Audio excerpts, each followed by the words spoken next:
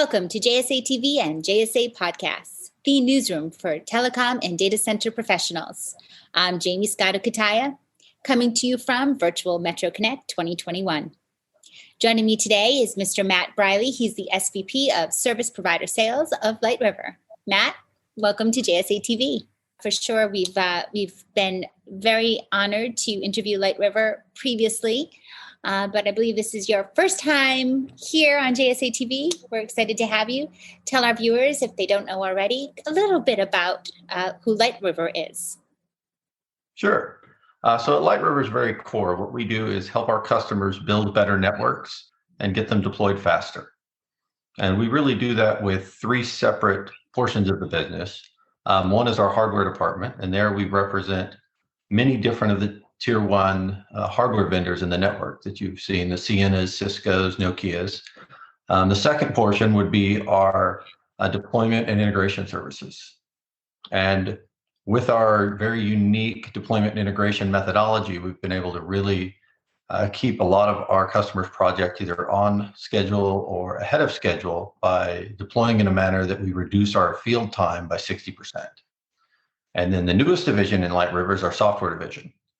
And that's really exciting to me because it wasn't there when I was at LightRiver previously. And it's really allowing our customers to manage their aging in-place networks as well as the networks we're deploying for them today, all on one ubiquitous platform. Oh, that is interesting. Well, let's talk about that software enhancement in just a second. But first, you mentioned you've just recently rejoined LightRiver to lead that sales team in the service provider space. Can you tell us a little bit more about your history with LightRiver? Yeah, I'd love to. I initially met the guys at LightRiver back in the mid-2000s, and they were actually a customer of mine. And then when I was transitioning out of hardware sales, Glenn asked me to come work for them. So in 2010, I joined LightRiver and was there for 4 years and learned a lot and really enjoyed working with the team. But then Nokia came in and kind of pulled me out. They offered me a really interesting position in North America to run their optical business. And it was a kind of a large position, and I felt it would really challenge me. I felt it was something I really needed to do. So I spent about 4 or 5 years there, and I've done a couple of things since then, but I find myself back at LightRiver now, and it's been really good. I kept in close contact with Mike Jonas and the team most of the time I was gone, but I really feel that I've learned a lot through that experience with Nokia. Everything from the mobile side of their business to the IP integration and kind of where the IP network design is going, things that I think will be very beneficial as I talk to our service providers and come back to LightRiver. And it's a much different company than when I left. In 6 years, the company's grown significantly. They brought on the software team, and the things they're able to do for customers have really matured.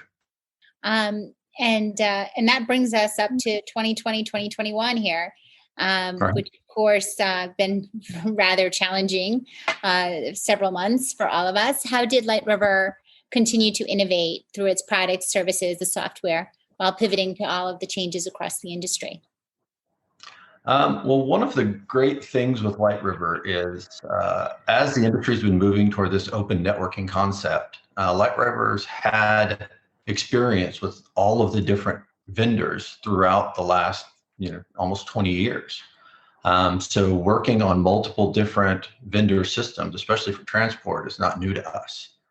Combined with the software we have now that will talk to these network elements directly, it puts us in a very unique position to not only help our customers transition to this, but with the shutdowns of a lot of our customers' labs not being open, it's put us in a place where, as an essential service, we did remain open. So we could set up remote testing sites or even execute test plans for our customers and allow them to continue to move forward, even though their physical offices were closed. Obviously, their networks weren't. Love that.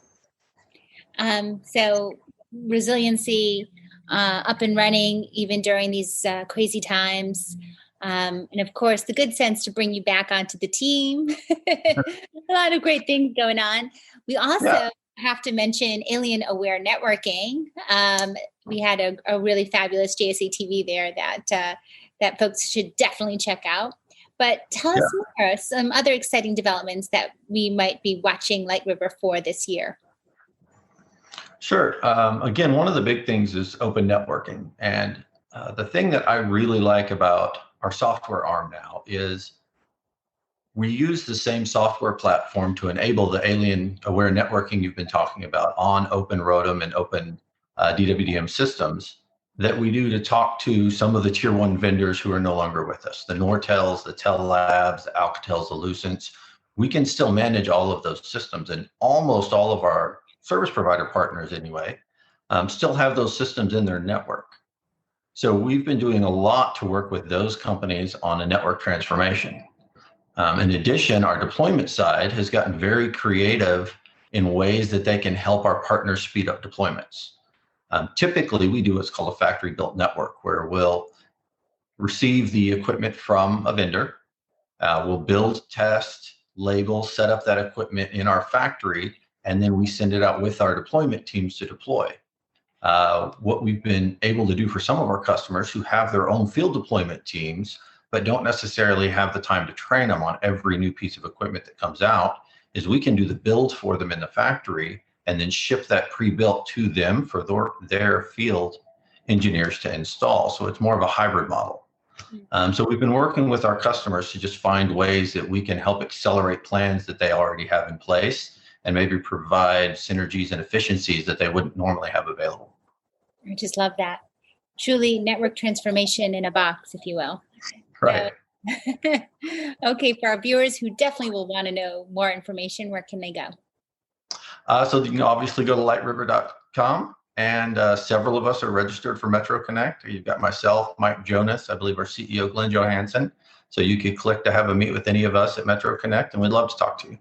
Oh, well, thank you, Matt. What a wonderful job. Thanks for all the great information here. Thank you, viewers, for tuning in to JSA TV and JSA Podcasts. And as always, happy networking.